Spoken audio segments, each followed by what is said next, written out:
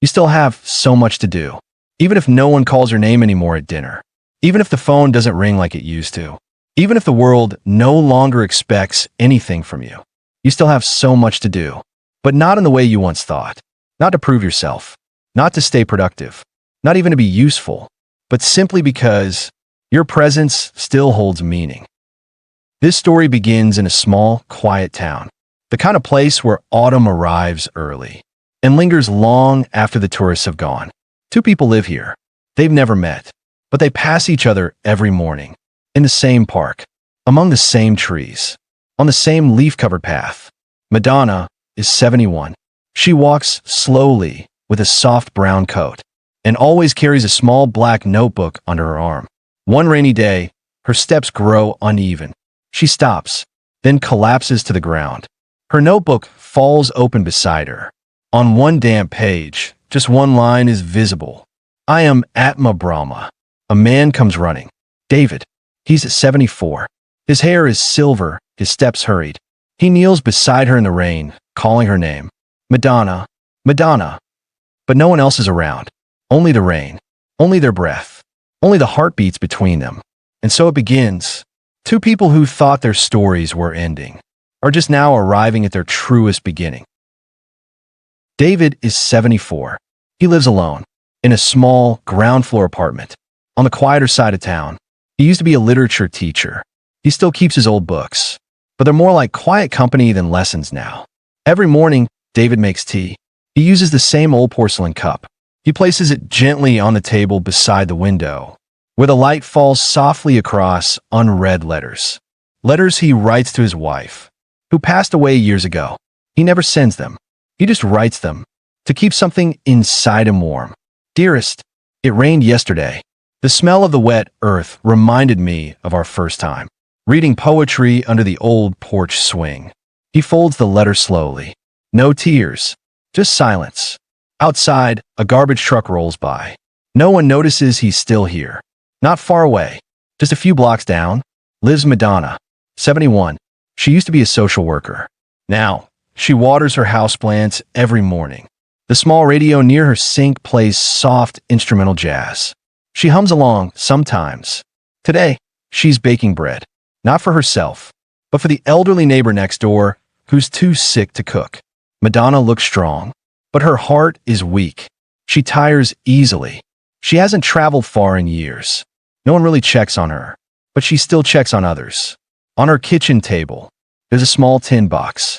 Inside are unsent letters to her daughter and grandson Dylan.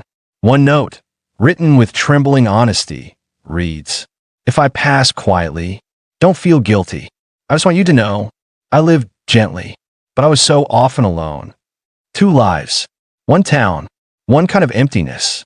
They don't know each other's names. They walk past each other in the park. They sit on different benches, at different times. They never speak, and yet they hear the same crow calling. Every evening at dusk, they watch the same trees change color. They feel the same wind through aging bones. Everything in the town stays quiet. The buildings, the streets, the space between footsteps. But something is beginning to change.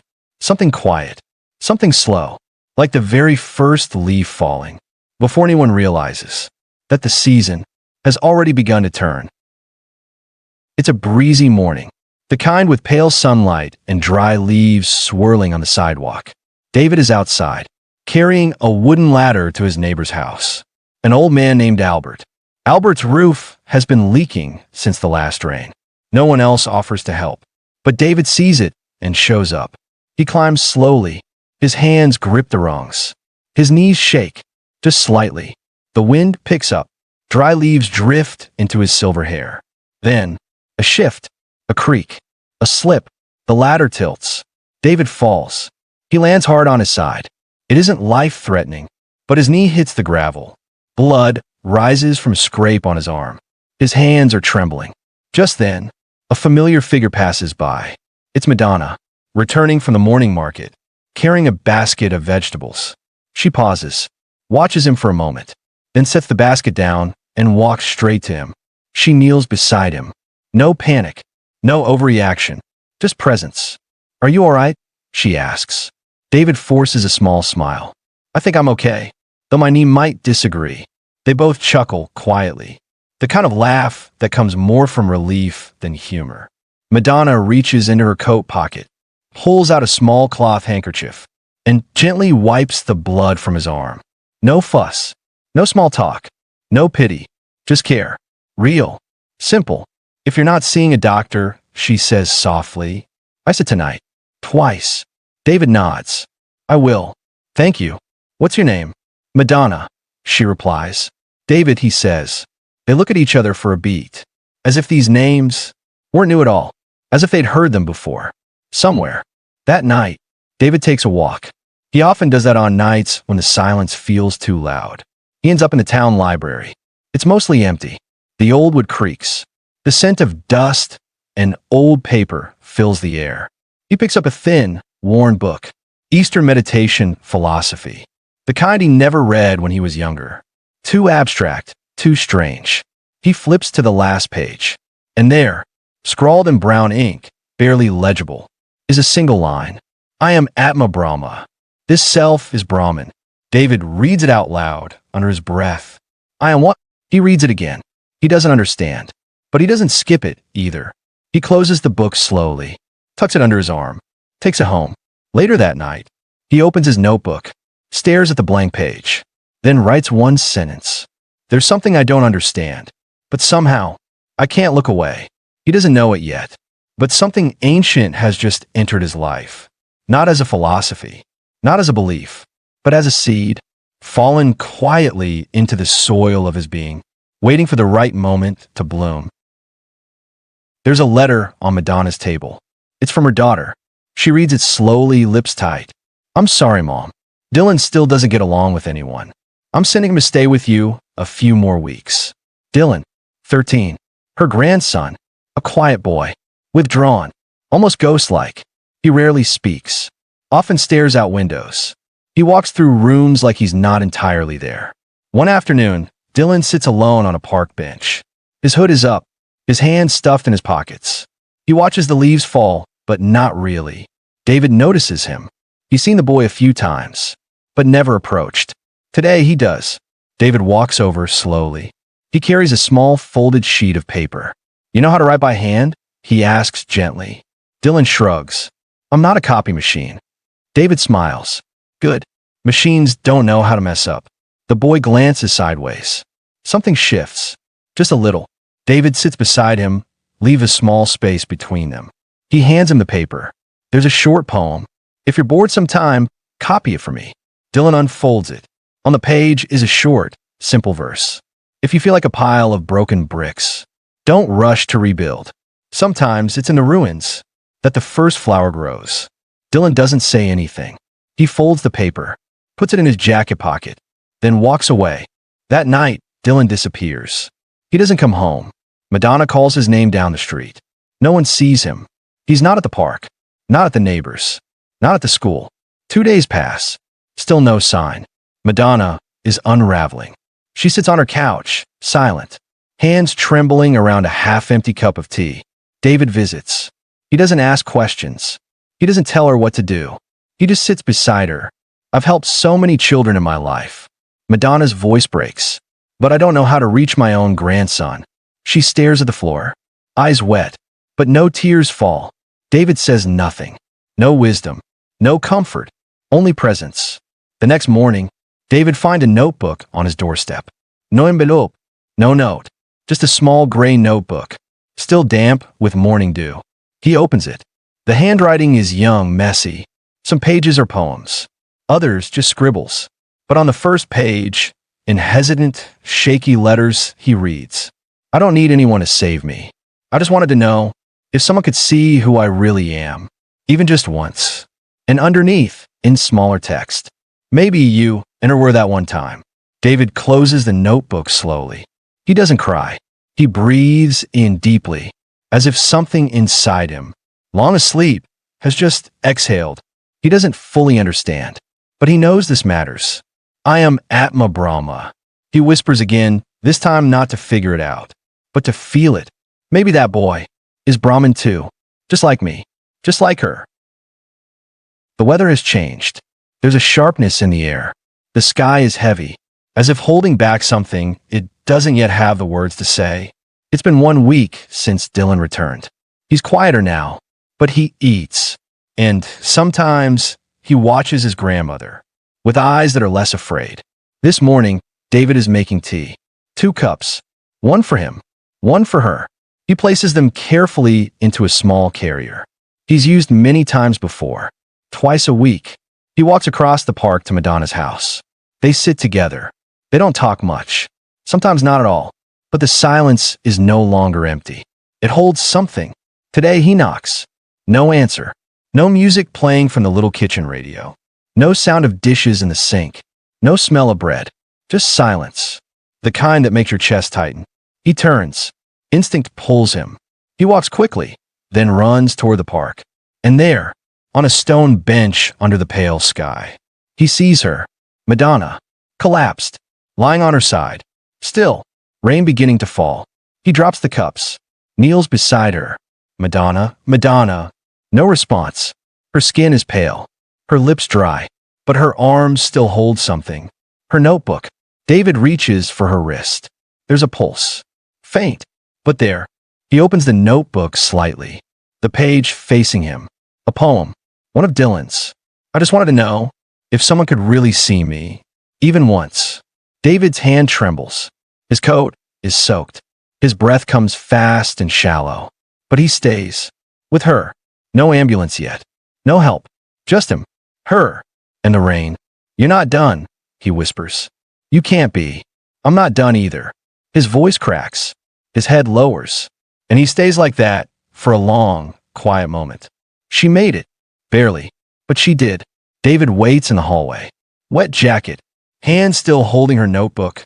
Like it's something fragile. Something alive. A nurse steps out. She's strong. Just exhausted. But she's awake now. David walks in. Madonna lies there. Eyes open. Face pale. But there's a flicker of light. Like someone who just returned from somewhere far away. She smiles. Faint. But real. I'm not afraid of dying, David, she says. But when I woke up and saw you there, I remembered I still have a reason to stay. David doesn't speak. He just looks at her, long and full. Then, he reaches out, takes her hand. No big gesture, no declaration. Just contact, skin to skin, presence to presence. He breathes in. Maybe I never really left myself. Maybe I'm still here, as me. He turns to the hospital window. Rain has stopped. A tiny ray of sunlight slips through the trees. And this time he says it, not to understand it, not to analyze it, but to live it. Ayam Ātmā Brahma. This self doesn't need to prove anything. Just being here is already sacred. It's a few weeks later. The air is warmer. The trees are nearly bare. Autumn has almost finished what it came here to do. Madonna sits on a familiar bench in the park. She wears a thicker scarf now. Her hair has grayed a little more. Her hands still shake when she opens her notebook. But she's here. Beside her, a soft cushion. David brought it earlier that morning. He thought of her knees. He didn't mention it. He arrives carrying 2 cups of tea. Doesn't ask, "Are you feeling better?" Doesn't say, "I was worried." He just sits beside her. They sip slowly. Watch the trees. Say nothing. But somehow, everything is being said. Madonna opens Dylan's notebook. She flips to the first page. Reads again the words her grandson once wrote. I just wanted to know if someone could really see me, even once. She closes the book gently. Nods to herself. I used to think, she says quietly, that if I died, no one would notice. She turns to David.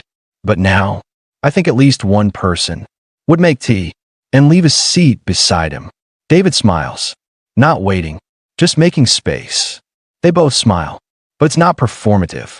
Not romantic. Just real. Just enough. A few minutes later, Dylan appears. He doesn't say anything. He walks up to David, hands him a folded paper, then walks away. David unfolds it. On the page is a short, imperfect poem. The handwriting is messy, but honest. If I'm not anyone at all, maybe I'm everything. When I sit beside someone, without needing to say a word, David doesn't fix the grammar, doesn't comment. He just folds it up, and smiles. The light softens. The wind slows. No one says goodbye. No background music swells. No final monologue. Just three people, young, old, older, sitting in silence, sharing warmth, as the day becomes evening. And that is enough. Ayam Ātmā Brahma. This self doesn't need to be grand, or enlightened, or extraordinary. It only needs to be here, fully, gently, willingly. Ayam Ātmā Brahma. For words, passed down through thousands of years, whispered from teacher to student, carved into the silence of ancient forests, spoken not just to be understood, but to be remembered. It means this self is Brahman, that the deepest part of you, the part beneath the roles, the losses, the names, is not separate from the source, not lesser than the divine, not missing anything, but whole, complete, sacred. When David first saw the words in that old library book, he didn't understand them. He barely knew how to pronounce them. But when he sat beside Madonna in the hospital, holding her hand, feeling her breath return, he whispered those same words again, not to explain, not to believe, but to live them. Maybe I never left myself. Maybe I'm still here. As me, Ayam Ātmā Brahma. This self doesn't need to become anything. It simply needs to be seen, to be lived, to be allowed. In Buddhist language, the words may be different, but the spirit is not far. Sparkles anatta, no self, not as a loss of identity, but as a soft release from pretending to be more than you are. Sparkles via pure awareness, being fully here, without judging, without fixing, just witnessing. Sparkles tatata, suchness, not needing life to change, just seeing it exactly as it is. In the quiet lives of David and Madonna, there was no awakening moment, no holy light, no great truth revealed. And yet, something real emerged.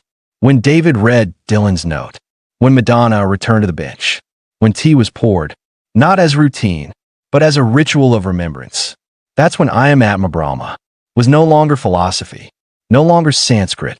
It became the warm steam rising from a chipped teacup, the steady hand on a cold wrist, the look between two people who no longer need to explain themselves. Some stories don't lead to love, but they save two people from quietly vanishing. Some people never do anything grand, never hold titles, never win recognition. And yet, by simply sitting beside another, by truly seeing someone, they keep another soul from disappearing. David is no longer the teacher. Madonna is no longer the caregiver. Dylan doesn't need to be fixed or better or even understood. They're simply seen. And in that moment, Ayam Ātmā Brahma stops being a teaching. It becomes a warm cup of tea held between trembling hands. It becomes a glance that doesn't ask for anything in return. It becomes presence, unconditional, quiet, complete. So now let me ask you, not to answer, just to breathe with it. Is there someone in your life who thinks they become invisible? Is there someone who would not disappear if you just sat beside them? And you, the one listening now, could it be that you are already the quiet light someone has been waiting for? You still have so much to do, not to succeed, not to be seen, not to make anyone proud, but simply to be here, fully, softly, truthfully. Ayam Ātmā Brahma, this self, still breathing, still needed, still sacred. If this story stirred something in you, send it to someone who may have forgotten how much they matter. You may be holding a light they didn't know they were waiting for. Thank you for walking this path with us. We'll meet again in another story, in another form, but always in the same light.